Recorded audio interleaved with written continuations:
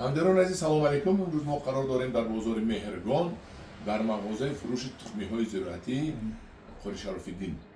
اکا جان خوش آمدید به گروه انگوری ما امروز می‌خوایم قاری شراف‌الدین را با شما گپ زنیم که مغازه اکمشون بود در بازار زیلانی بازار کوچه چرخف و امروز آمدن چون که اون خانه چپه شد و از نو ساختمان میشود اینا مغازه‌شون رو کوچوندن به بازار مهرگان.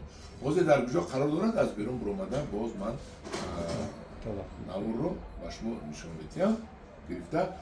اگه شما همین از زهر قیمت ها همشو داره؟ البته همشو داره. زهر قیمت ها تخمی ها بعد ویتامین ها ویتامین ها همشو داره. ویتامین زهر قیمت اپارات دوروزنی کلونکه ها هست، برای سویا کدن هست. برای سویا کدن هم آورده؟ برای پرک هم هست؟ براش تو چند برای داره؟ از 6 تا 18 لیتره داره. براش 18 6 نرخش گفته نمیشیم برای که نور بسیار گرم میشه. برای این ویتامین ها میشه. ویتامین ها باشه. ویتامین ها تخمی ها هسته؟ بله تخمی ها. زهر قیمت ها معنی کاسیت ها هسته؟ بله. معنی سطلچو بله. شلنگی وای قطرگی می. تخم یونشخه هم داره؟ تخم یونشخه تون چه خیلی تخم اینی کجا؟ یعنی افغانی داریم و ترکی داریم. افغانی داره ترکی داره تخم یونشخه هاتون. ترف هم داره؟ بله تخم پیاز و همه چی آف میشود. همداران عزیز من برای چی این نوار نشون میدم به شما گفته میگردید من اکا ببینید قاری اکا چه خیلی شخص نورانی شما هم خیلی سخن خوش قبول میکند هم خیلی ناز افسوجید میکند یعنی که خدمت رسانی میکند و گسل میکند. حاج بو اکا جان شما همین اکا کفته آمده؟ البته از کجا آمده؟ کدام ناحیه؟ ما از طرف وحدت آمدیم. از وحدت کفته آمده؟ یفتشونه؟ برادره با پیش بکسیمون زمین بزرگ آمده. دورو پیش بسیار میخده؟ بازم آمدید که میخده؟ چند سال چی در این کسب؟ باوری هست می همین کسب؟ 100% باوری است. 100%. همداران عزیز منم باوری دارم همین کسب برای اول پیش مردک من میگم چیز خری از منم چیز خری اومدگی هستم. هر چیز من پر نوین میگیرم با کیلومتر میگیرم صد چه میگیرم من. همداران عزیز از من همین رو باز میدارم و نوارم میبرم بیرون رو نشون میدم که شما چه خیلی یابید همین مغازه رو بیست من باز دارم پاوزه شد من برام در بیرون نشون میدم که شما چه خیلی یابید بعد میبینم کارم بود میکنم.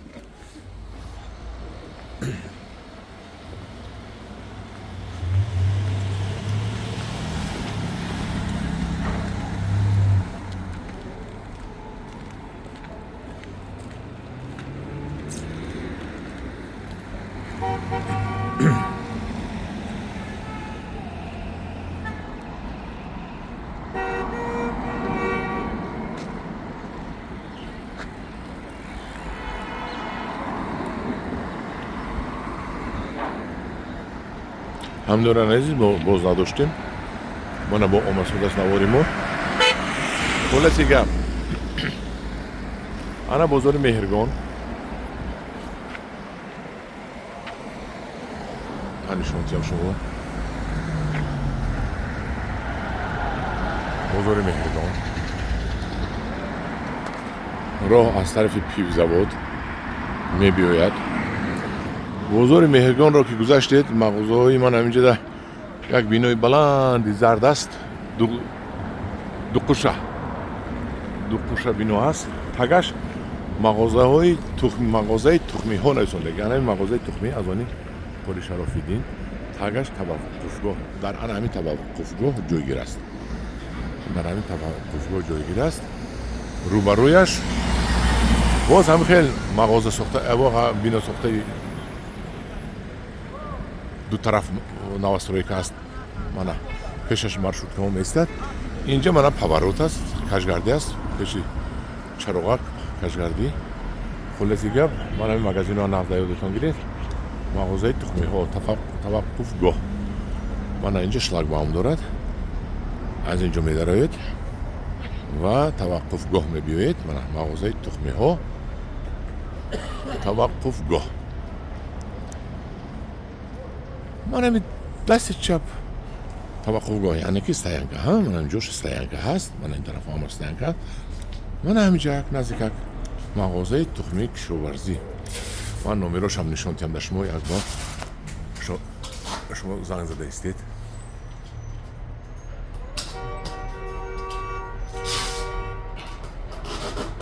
من رقمی تلفن هایش